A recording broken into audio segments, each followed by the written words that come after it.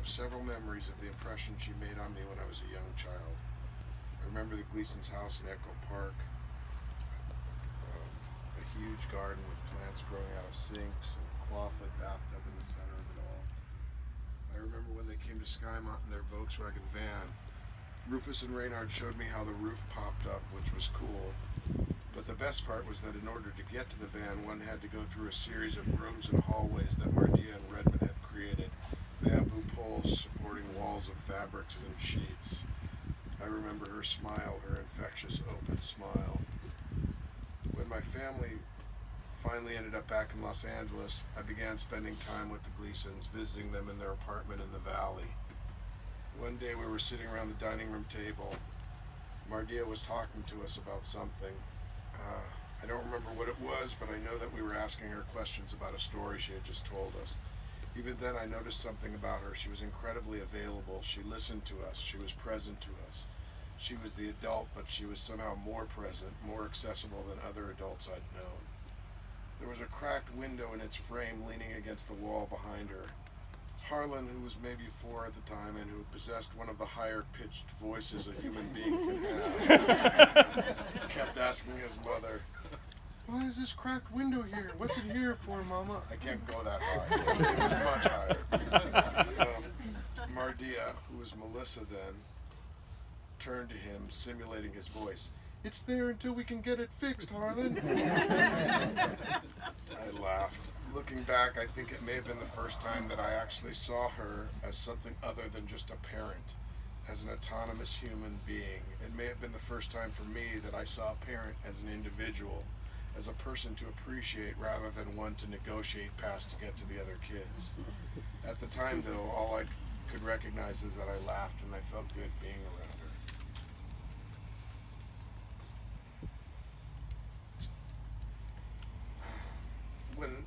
When they moved into the house on Kingsley, it was a typical California craftsman cottage, fronted by a barren front lawn and with the same lack of growth in back.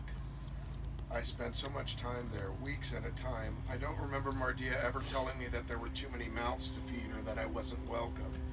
This despite the fact that there was always a baby in her belly, another in her arms, and probably a third in the lap of one of the other kids.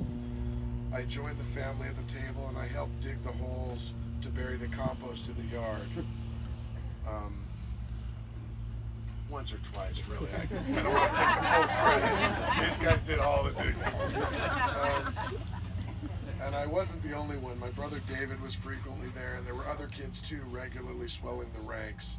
The Davlas moved next door.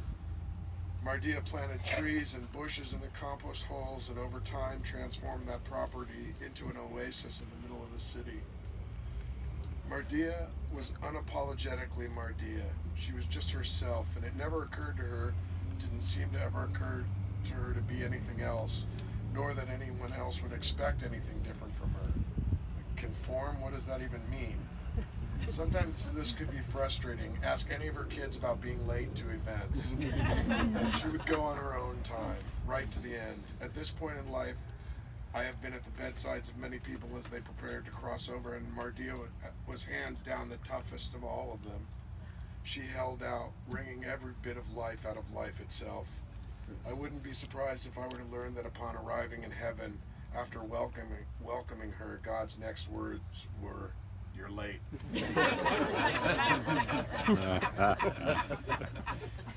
When I think of Mardia now, I realize that my own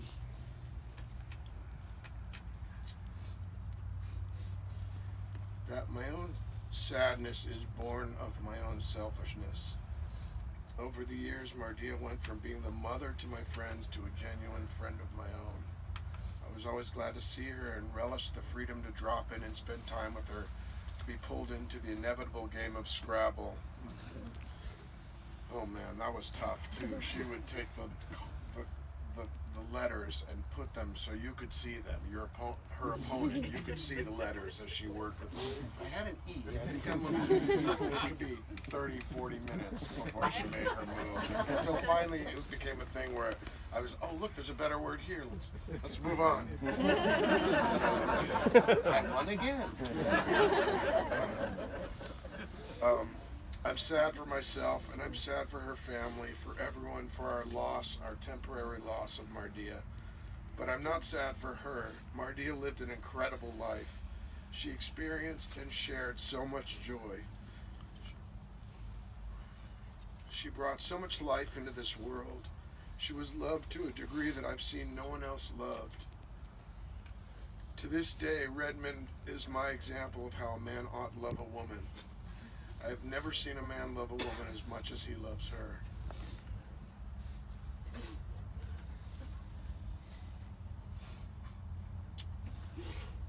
To everything she did, every scheme she concocted, every idea she had, Redmond's answer was always the same: love her more. He was her rock, and because of him, she was able to be more Mardia. She was amazing, so prolific, so creative, so fertile. From her bread to her clothing, to her home, her children, she brought richness and color wherever she went. She brought lushness. She grew everything: plants, cats, turtles, children. She and Red raised a small nation of rich and beautiful souls. Reynard, Rufus, Richmond, Harlan, Daniela, Daniel, Patrick, Oriana, Brian, Silvana, Seamus, Cormac, Brendan, Lucy, Ronan, Penny, Desmond, Martin, Connor, Flynn, Ailish, Dexter. It's like taking a census. Thank you, Mardia, for everything. I'd like to introduce Rufus Gleason.